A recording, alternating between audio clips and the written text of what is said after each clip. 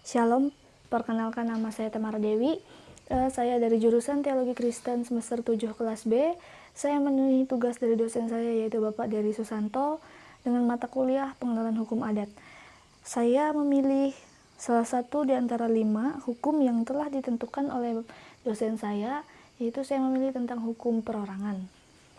Di sini saya akan membahas secara ringkas mengenai hukum perorangan. Hukum perorangan itu memiliki arti luas, yang dimana itu memiliki arti tentang ketentuan mengenai seseorang sebagai subjek hukum dan kekeluargaan. Namun jika dipersingkat, itu mengenai hukum orang sebagai subjek hukum saja, seperti itu.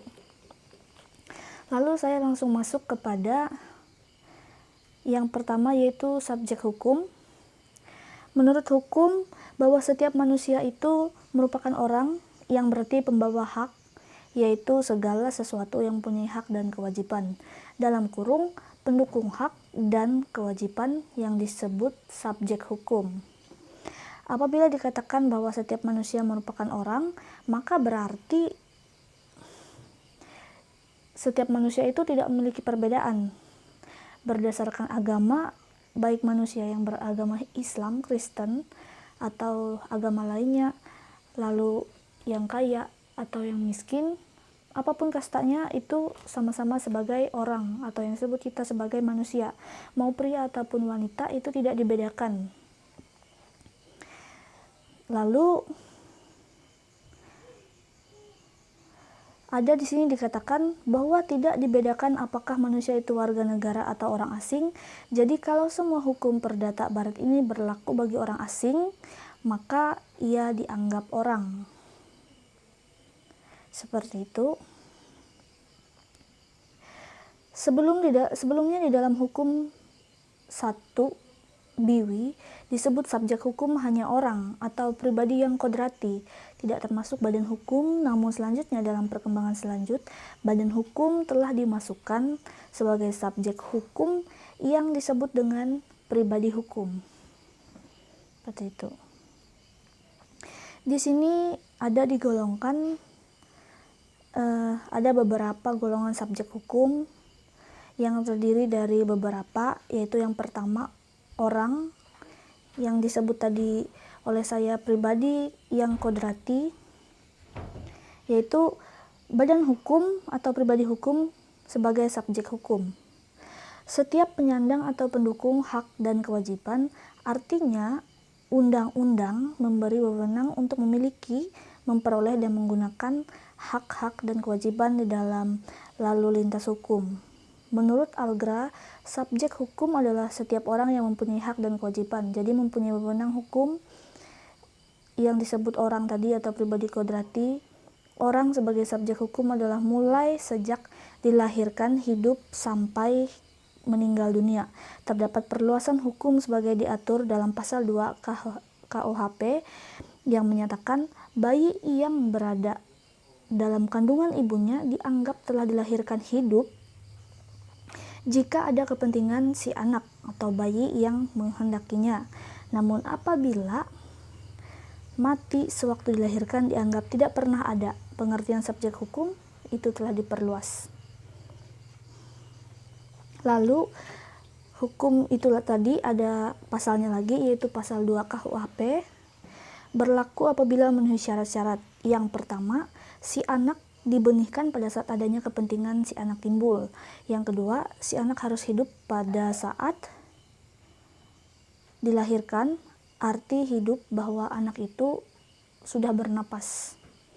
Lalu yang terakhir, adanya kepentingan si anak yang menghendaki bahwa anak itu dianggap telah lahir, seperti itu. Tujuan ketentuan tersebut oleh pembuat UUD adalah melindungi kepentingan masa depan si anak yang masih di dalam kandungan ibunya, di mana pada sewaktu-waktu ada kepentingan anak yang timbul dan kemudian anak itu dilahirkan hidup. Lalu, walaupun setiap orang adalah subjek hukum, namun tidaklah setiap orang dapat melakukan perbuatan hukum atau tidak cakap hukum.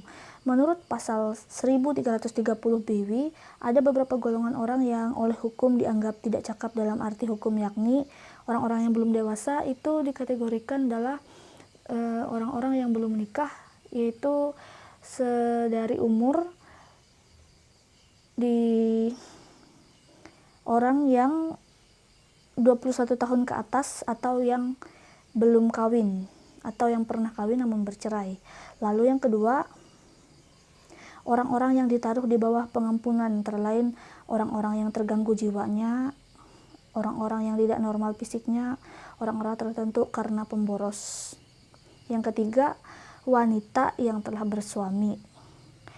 Di sini dikatakan golongan ini tidak berlaku di Indonesia berdasarkan SEMA RI nomor 3 tahun 1963 yang kemudian dipertegas dengan Undang-Undang nomor 1 tahun 1974 sebagaimana diatur dalam pasal 34, 35, dan 36. Kedudukan seseorang sebagai subjek hukum dapat dipengaruhi oleh beberapa faktor, antara lain pembagian badan hukum menurut pasal 1653 BW. Badan hukum dapat dibagi atas 3 macam, yaitu yang pertama, badan hukum yang disebut kita itu diadakan oleh pemerintah atau kekuasaan umum, misalnya pemerintah daerah, pemerintah provinsi, pemerintah kabupaten atau kota, bank-bank yang didirikan oleh negara, dan sebagainya.